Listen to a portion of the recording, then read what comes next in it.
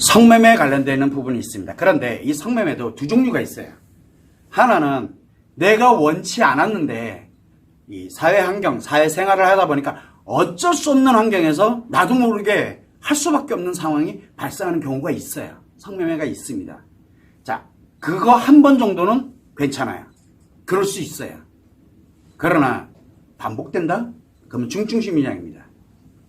중증심리장애. 내 발로 갔다 무조건 중증심리장애예요. 그렇게 생각을 하시면 됩니다. 자, 그러면 성매매를 왜 갔느냐? 돈 주고 굳이 외도 상대가 없기 때문에 그렇습니다.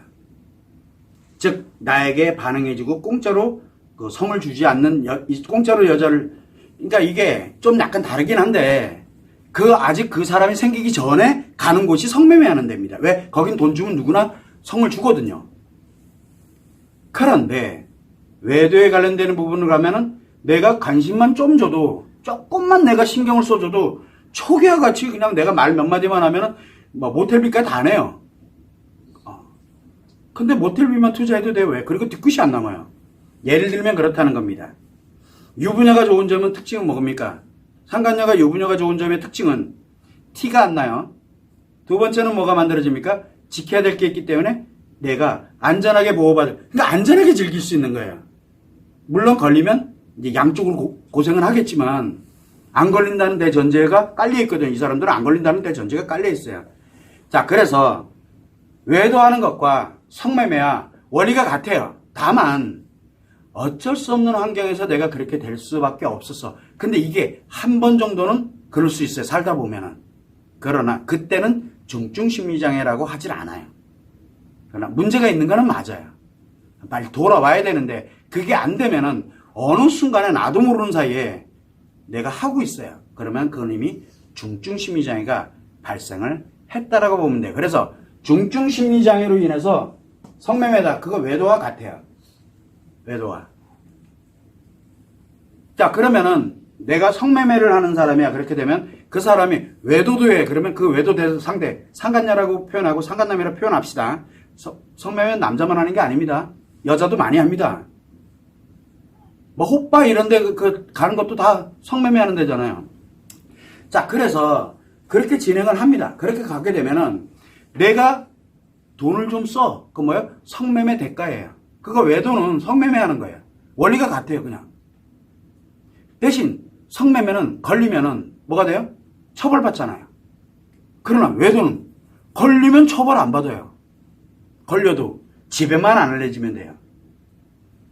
이런 특징이 있어요. 그래서 결국은 뭐냐? 외도는 성매매의 연장선이에요. 근데 본인들은 그거 몰라요. 사람 없다니까요. 그러니까 외도는 몸 주는 대가를, 그러니까 성의 대가를 치르는 거예요. 뭘로 치릅니까? 관심으로 치르던, 아니면은 용돈으로 치르던, 뭘로 치르던 대가 그만큼 주고 자기 몸 파는 거예요. 여자들은. 남자들은 뭡니까? 남자들은 그거 하면서 자기 몸 팔아가지고, 어떤 사람들 그게 있어요. 자기 몸 팔아서 여자들 재산 쏙쏙 빼먹는, 우리가 제비라고 표현을 많이 합니다. 이게 여자들은 뭐라 그럽니까? 상간녀라든가 이렇게 갈 때는 꽃뱀이라고 얘기를 하고요. 꽃뱀과 똑같은 레벨에 있는 그 남자가 뭐냐? 제비예요. 이 제비들은 그게 사업이에요. 즐기면서 돈 뜯어내고, 여자들은 즐기면서 돈 벌고. 성매매 원리가 같아요. 외도하고 성매매가 같아요. 따지면은. 그러나 나도 모르는데 어떻게 가다 보니까 이렇게 돼. 이거 아니구나. 얼른 돌아와야 돼요. 그런데 그게 안 된다? 중증심리장애. 그래서 성매매와 외도는 같은 원리입니다. 성매매, 외도는. 그럼 분류는 뭘까요? 서로 주고받는 거예요. 서로 뜯어먹으면서 쾌락 느끼면서 신나주고. 세상에 그런 게 어디 있어요? 너무 재밌잖아요. 그죠? 그런데 우리끼리 뜯어먹을 게 없어요. 너몇걸 이제 끌어들이기 시작해서 이제 뭐랍니까? 부부라 그래야 됩니까? 커플 사기단이 되는 거죠.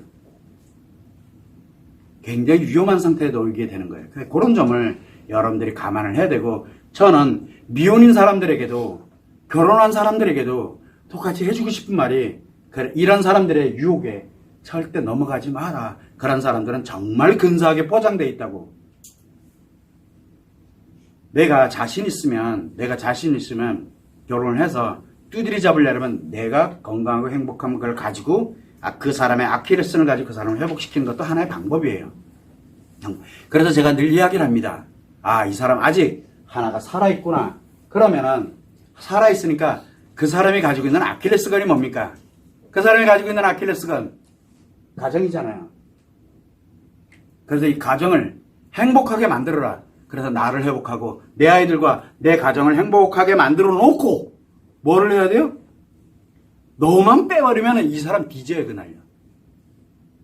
그 사람의 아킬레스건이거든요. 그걸 끊어내려고 들면은 그러면 그 사람이 그때서 이거 아닌데? 해서 기회가 와요. 근데 그 기회마저 안 잡는다? 그거는 버려야 돼요. 그 사람은 더 이상 함께 살아갈 사람이 아니에요. 그래서 부탁이니까 상대를 신경 쓰지 말고 나부터 회복하세요라는 말을 쓰는 겁니다. 성매매도 똑같아요. 외도나 성매매나 원리는 같습니다. 그래서 성매매도 중증심리장애다라고 보면 됩니다. 왜? 성매매도 안 하면 모를까? 한 번은 없습니다. 그래서 성매매가 진화되면 외도로 갑니다. 왜? 성매매는 부담되거든요. 돈 들어가고 노력 들어가고 어디 이렇게 한다 그러면 술 먹어야 되고 피곤해요. 근데 외도는 술 안 먹어도 돼요. 관심만 좀 주면은 그리고 낮과 밤이 없는데 거기는 또 정해진 시간이 있고 여기는 정해진 시간이 없어요. 그래서 진화를 해요. 그래서 성매매의 시작점이 이제 외도로 가는 이제 진화되는 시점이라고 보면 돼요. 그래서 이 성매매 관련되는 부분 쪽에서 이렇게 진행을 했어 이렇게 되면 사실은 굉장히 위험한 상태거든요. 이건 법으로 처벌받을 수가 있기 때문에 그래서 그런 부분을 여러분들이 감안을 하고 이 성매매도 외도와 동일하구나라는 것을 참고를 하시면